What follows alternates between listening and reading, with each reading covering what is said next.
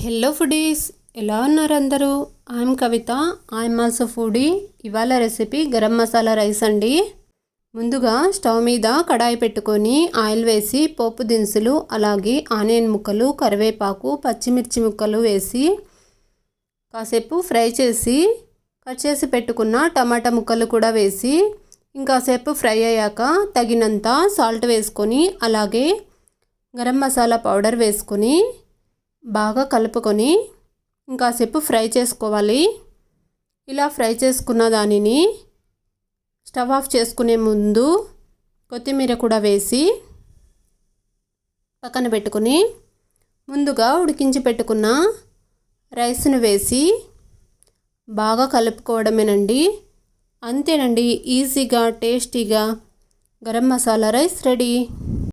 ఇంట్లో ఏ వెజిటబుల్స్ లేనప్పుడు, కర్రీస్ ఏమీ లేనప్పుడు ఇలా ఈజీగా ప్రిపేర్ చేసుకోవచ్చు. టేస్ట్ కూడా చాలా బాగుంటుంది.